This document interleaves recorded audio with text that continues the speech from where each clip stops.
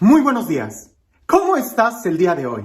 Espero que te encuentres muy bien y también espero que puedas darte cuenta que puedes estar mucho mejor. Y así es. Nuestra vida siempre debe de ser un buscar mejorar todas las áreas de nuestra vida. Como diría San Pablo, de una u otra forma, nosotros vamos de victoria en victoria, aumentando cada vez más nuestra dignidad y cada vez abriendo más nuestros horizontes para disfrutar la vida que Dios nos ha dado. Porque mientras más abrimos esa capacidad interior de disfrutar nuestra vida, más nos disponemos para poder vivir en el cielo la vida que Dios quiere darnos. Y hoy el Evangelio nos habla de eso, por supuesto que el Evangelio nos va a hablar de eso, porque es palabra de vida, es palabra que nos alienta, es palabra que nos motiva. Y escúchalo bien, el Evangelio son palabras que nos confrontan, porque tenemos un Dios que nos saca continuamente de la comodidad para llevarnos a horizontes nuevos. Tenemos un Dios que nos invita de dejar estar en la orilla para ir a remar mar adentro y pescar en abundancia. Escucha con mucha atención el Evangelio el día de hoy, porque lo voy a decir. Tristemente, muchas veces, cuando leemos este Evangelio, o el paralelo, el parecido a este en Mateo, cuando leemos este Evangelio, usualmente lo leemos con una actitud muy pasiva, casi como de resignación. Y estoy seguro que esa no es la intención. La intención del Evangelio es precisamente que nosotros podamos levantarnos, incomodarnos un poquito y crecer. Porque ha habido quienes han dicho que la religión es como que el opio del pueblo, la droga del pueblo que oprime al pueblo. Y no hay nada más equivocado que eso. El Evangelio, la espiritualidad, la vida, es aquello que nos motiva, es aquello que nos hace crecer. Pero muchas veces por leer el Evangelio de una manera tan superficial, es que a veces nos quedamos con una actitud de resignación y no debe de ser así. Escucha este Evangelio y escúchalo con la pregunta de ¿qué me dice Dios y qué me invita a hacer? Porque no es solamente tener una actitud de resignación. Alguien que tiene una actitud de resignación no va a hacer nada. Pero alguien que trata de tener una tarea después de leer el Evangelio, ese sí tiene mucho que hacer. Y el Evangelio nos invita precisamente a eso, a levantarnos y trabajar. Escucha pues el Evangelio. Dice así. En aquel tiempo, mirando Jesús a sus discípulos, les dijo: Dichosos ustedes los pobres, porque de ustedes es el reino de Dios. Dichosos ustedes los que ahora tienen hambre, porque serán saciados. Dichosos ustedes los que lloran ahora, porque al fin reirán. Dichosos serán ustedes cuando los hombres los aborrezcan y los expulsen de entre ellos, y cuando los insulten y maldigan por causa del Hijo del Hombre. Alégrense ese día y salten de gozo, porque su recompensa será grande en el cielo, pues así trataron sus padres a los profetas. Pero, ¡ay de ustedes los ricos! Porque ya tienen ahora su consuelo. ¡Ay de ustedes los que se hartan ahora! Porque después tendrán hambre. ¡Ay de ustedes los que ríen ahora! Porque llorarán de pena. ¡Ay de ustedes cuando todo el mundo los alabe! Porque de ese modo trataron sus padres a los profetas. ¡Qué texto tan fuerte!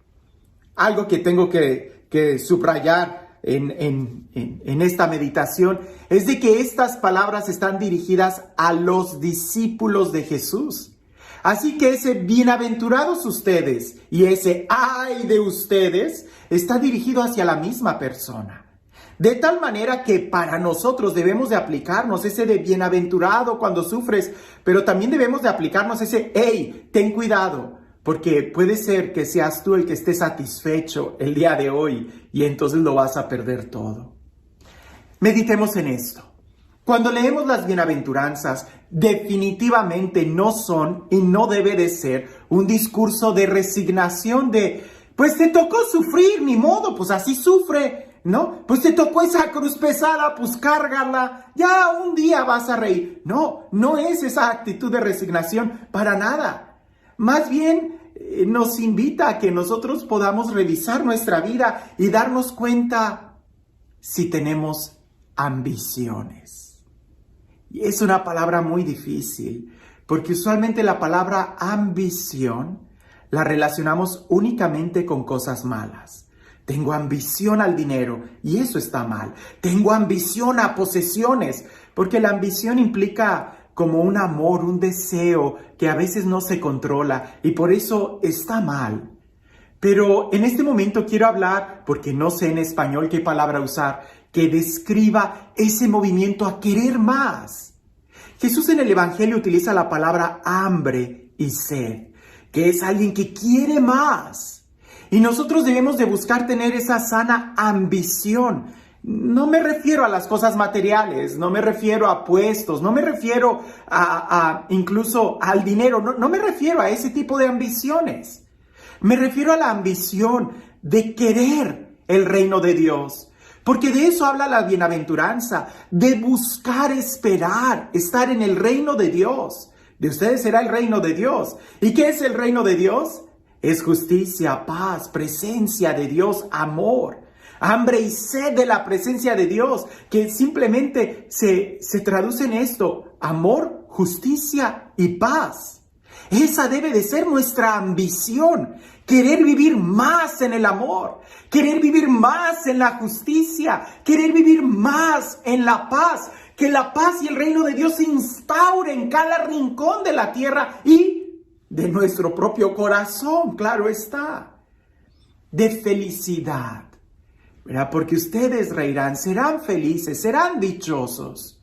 Como te das cuenta, las bienaventuranzas hablan de bienaventurado el que sabe que no tiene y quiere. Pero aunque yo sea feliz el día de hoy, aunque yo tenga paz el día de hoy, sé que puedo tenerla más. Porque mi Dios es un Dios tan grande que nunca voy a terminar de abarcarlo y de recibirlo y de estar en Él. Porque sé que Él me invita a remar mar adentro, a ir cada vez más a horizontes de paz, de amor, de profundidad, de vida, de gracia. Por eso la bienaventuranza es para aquellos que buscan más. Y al saber lo que me espera en el cielo, me hace aquí el empezar a sufrir y tener una actitud de pobreza. Porque yo no quiero estar aquí. Aunque tenga las mejores situaciones y aunque viva en un estado de gracia sorprendente aquí en la tierra, mi corazón lo que está buscando es el cielo. Y el solo hecho de pensar en el cielo y lo que me espera cuando yo ya esté allá, hace que aquí yo viva en pobreza. Hace que aquí no encuentre yo mi lugar. Hace que aquí yo viva en persecución porque yo añoro algo más grande. Y es eso lo que las bienaventuranzas nos motivan, a tener una especie de ambición a aquello. No a una ambición de aquí de las cosas de la tierra. Ridículo me vería yo queriendo ambicionar un puesto eclesiástico. Eso, perdón, pero es mucho más grande mi ambición. Yo busco el cielo. Y eso es a lo que nos invita el Evangelio, a mirar más allá. Por eso el Evangelio de San Lucas me gusta. Porque aunque el Evangelio de San Mateo, que es muy profundo en la forma en cómo expone las bienaventuranzas en todo el contexto del Sermón de la Montaña, en el Evangelio de San Lucas lo pone junto con esos de ¡ay de ustedes! Porque ese ¡ay de ustedes! Es para los que ya se acomodaron el día de hoy aquí y están muy tranquilos. ¡Ay de ustedes! Porque pudiéramos parafrasear. Aunque te hayas acomodado en una vida espiritual y que ya estés bien cómodo y que digas, ay, pues ya, así estoy bien. Cuidado, porque puedes perder eso de una manera tan fácil. La vida espiritual es siempre un movimiento, es siempre un estar buscando a Dios. No podemos quedarnos quietos. En el momento en que tú ya te quedas estacionado, quieto, ahí es donde, ¡ay de ti, cuidado! Porque puedes perderlo todo, vas a sufrir, vas a llorar, vas a lamentarte. Debemos de buscar más y más. Como te das cuenta, Las bienaventuranzas, el Evangelio, no es para nada una actitud de resignación y, ay, pues ya ni modo, quédate así. No, es más bien una actitud de confrontación, de seguir adelante, de luchar, de pelear, de soñar, de añorar, de tener hambre, de trabajar. Eso es. El día de hoy estás muy bien. ¡Qué bueno! Puedes estar mejor. Y las bienaventuranzas señalan directamente los bienes más grandes, porque si no es eterno lo que buscas, no vale la pena. Hay que buscar cosas que no se acaban. Esos son los mejores negocios de esta vida, el poder invertir en algo que nunca se acaba. Jesús dirá, en algo que jamás va a poder ser robado, ni que la polilla va a poder destruir. Y eso solamente son los bienes de allá arriba. También las bienaventuranzas no solamente hacen ver el reino de los cielos como algo material, como una transacción, no, sino que nos invitan a vivir aquí y ahora en el amor, en la paz, en una sana relación fraterna. Como te das cuenta, el Evangelio del día de hoy nos da mucho que reflexionar, que vivir, que meditar, que soñar, que esperar, añorar, desear, tener hambre y sed de Él. Y este Dios, el Dios del amor, el Dios de la paz, el Dios que sacia nuestra vida de bienes, que sea Él quien el día de hoy nos bendiga, en el nombre del Padre, del Hijo y del Espíritu Santo. Cuando leía este Evangelio y lo meditaba, al final yo decía, bueno, ¿qué cuentito puedo usar para reflexionar en esto? Y me venía a la memoria este cuento que creo nunca lo he contado porque lo considero un poco rudo, pero grafica muy bien sobre la bienaventuranza y el tener cuidado en cómo estamos viviendo aquí, porque va a repercutir, va a tener influencia en el cielo, en cómo vamos a vivir allá. Cuentan que había un rey que era muy déspota, era muy malo, y tenía un empleado, un criado, un sirviente, del cual él se reía mucho, lo humillaba en público, lo trataba muy mal. Él era el rey y era su sirviente, y su sirviente no tenía otra cosa más que servir al rey, no tenía opción. Pero el sirviente tenía algo muy peculiar, lo hacía todo con amor, lo hacía con amor. Y eso hacía que el rey más se burlara de él, porque de una u otra manera el rey estaba seguro que su sirviente como quiera lo iba a tratar a él muy bien. Pues en una ocasión el sirviente se acercó a él y le dijo, Señor rey, tuve un sueño. El rey se empezó a reír a carcajadas y dijo, y ahora resulta que tú tienes sueños. A ver, cuéntamelo, ¿qué soñaste? Y aquel siervo le dijo, soñé que los dos estábamos ya en la vida eterna y que a usted un ángel se le acercaba con un cáliz, con una copa de oro llena de miel y lo bañaba a usted con miel. Y el rey se empieza a reír y dice, hasta en la vida eterna voy a pasarlo muy bien.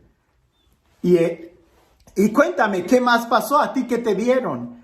Y aquel hombre le dice, el siervo le contesta al rey, pues conmigo vino un ángel también, pero traía una cubeta de aluminio sucia, llena de estiércol fresco, y con esa a mí me bañaba. El rey se empieza a reír y dice, hasta en la vida eterna nos vamos a burlar y reír de ti, qué mal te ha tocado vivir. Y el siervo le dice, pero aún no termina el sueño. Y el rey le dice, esto se pone mejor, cuéntame, ¿qué sucede después? El siervo le dice, se oyó una voz que nos ordenaba que yo lo tenía que lamber a usted y usted a mí hasta que quedáramos limpios. En ese momento al rey se le acabó la risa, pidió que se saliera el siervo de su presencia y se quedó reflexionando, que efectivamente él estaba recibiendo la miel del cuidado de su siervo. Y su siervo estaba recibiendo todo el estiércol que él estaba dando. Ya faltaba muy poco para que ese sueño se cumpliera real. El día de hoy, ¿cómo estamos viviendo nosotros aquí? ¿Cómo pretendemos vivir en el cielo? ¿Qué esperamos vivir en el cielo? ¿Hay relación con lo que esperamos vivir en el cielo y la forma en cómo estamos viviendo aquí? Dicen que el rey a partir de ese momento empezó a cambiar muchísimo con su siervo y empezó a tratarlo muy bien porque supo que efectivamente lo que hacemos el día de hoy tiene una relación muy fuerte con el mañana. ¿Y tú, cómo vas a vivir el día de hoy? Que tengas un excelente día.